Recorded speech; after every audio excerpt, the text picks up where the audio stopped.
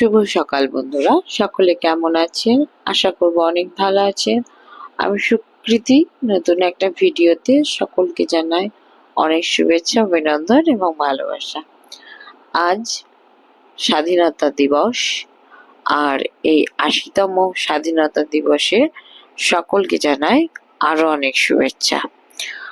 সকালবেলায় আলমারি খুলে বরের জন্য বার করে দিলাম পাঞ্জাবি, কেননা বর স্কুলে যাবে, তাই একটা গেরুয়া কালারের পাঞ্জাবি ওর জন্য দিয়েছি। এগুলো পরে ও স্কুলে যাবে। আর দেখো, সুন্দরভাবে রেডি হয়ে গেছে এবং সকালবেলা স্কুলে যাবার জন্য তৈরি। আর সকালবেলায় যেহেতু ও স্কুলে গিয়েছে, আর সেই সময় বাবু ঘুমোচ্ছিল, সেই ফাঁকে আমি বাড়ির কাজকর্মগুলো করে নিয়ে বাকি যে সমস্ত কিছু থাকে সংসারের কাজকর্ম সেগুলো করে আমি নিয়ে যাব বাবুকে।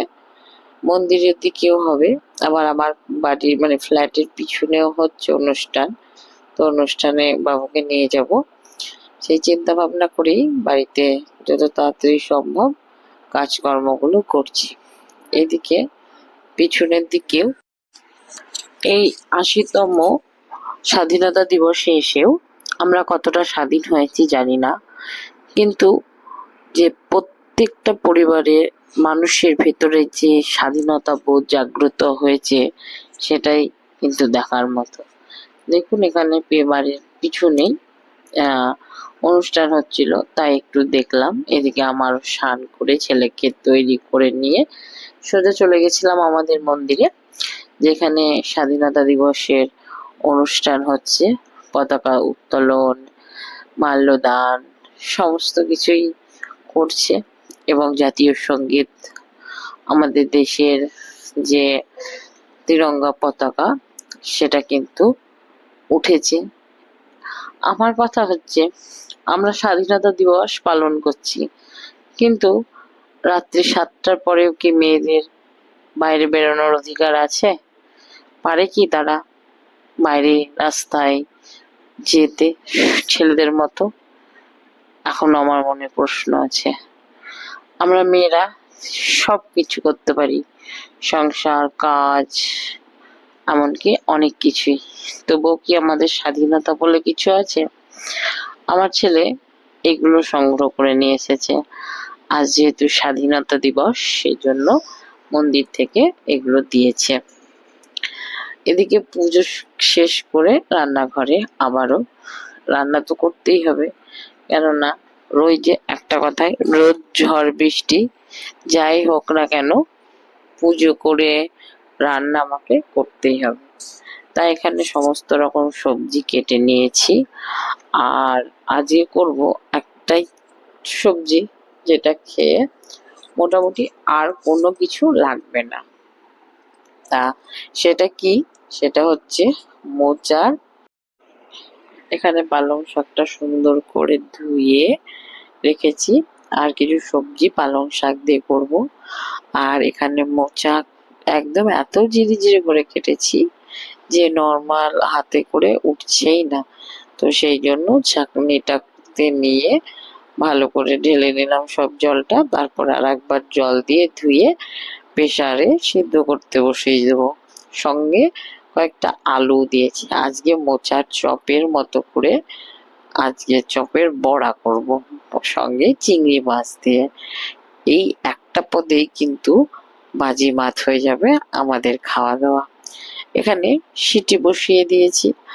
আর আজকে যেহেতু 15ই আগস্ট, খাওয়া দাওয়াটা একটু অন্যরকম করানোর জন্যই আমি আজকে মোচাটাই সব থেকে ব্যবহার করেছি।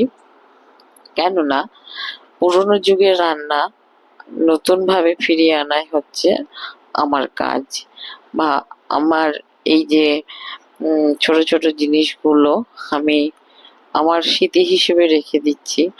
আজ আমি যে কাজগুলো করছি, কালকে কিন্তু আমি এগুলো দেখতে পাচ্ছি। এই যে এই আনন্দটাই না আমাকে কাজ করতে সাহায্য করে, যা আমার তাতে ভিউ মানে চ্যানেলে হোক আর না হোক, যেমনই হোক না কেন, আমি কিন্তু মানে নিজের কাজটা আবার পরে যে আমি করেছি বা কোনো রেসিপি আমার দরকার হলে আমি আমার চ্যানেল থেকে দেখে করে নিতে পারি।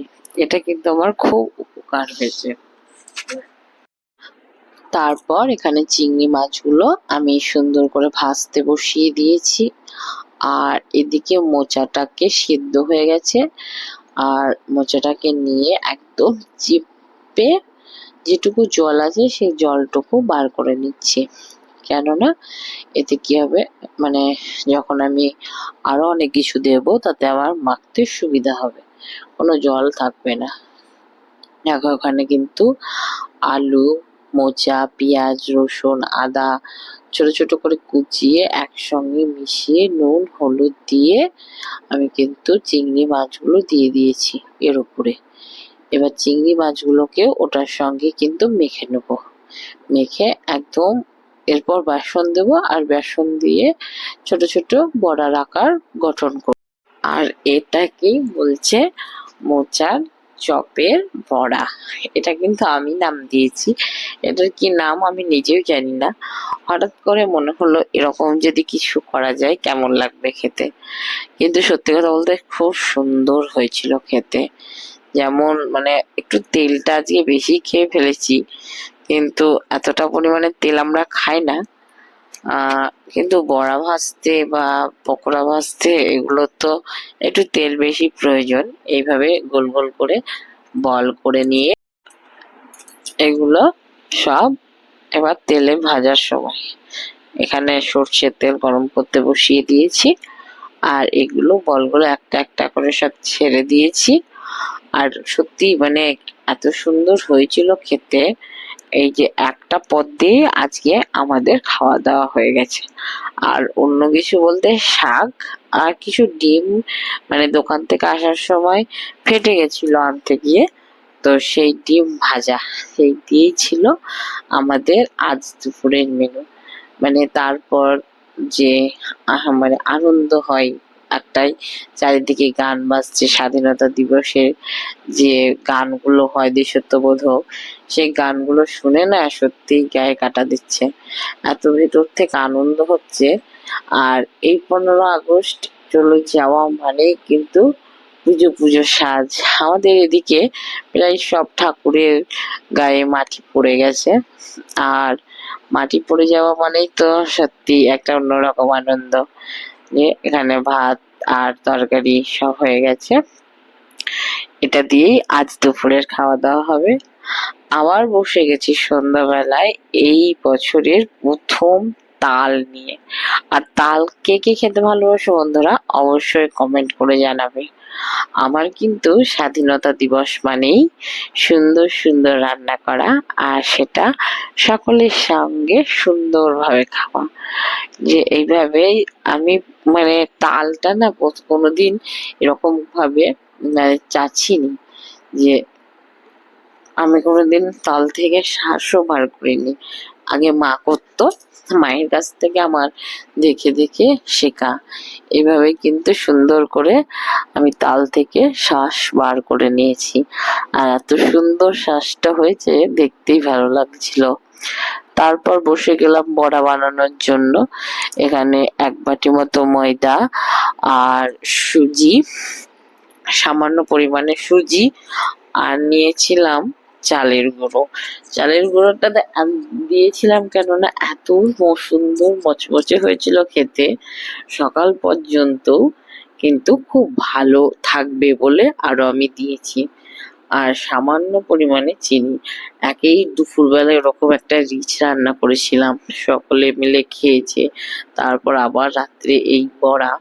বর তো একদম রেগেই আগুন, কিন্তু কি করব বলো, তালটা অনেক দিন থেকে আনা হয়েছে কিন্তু কিছুই করা যাচ্ছে না, আর সময়ও পাচ্ছি না। তাই আজকে যেহেতু অল্প রান্না বান্না হয়েছে সেই জন্য রাত্রেবেলায় এই তালের বড়াটা করে নিচ্ছি।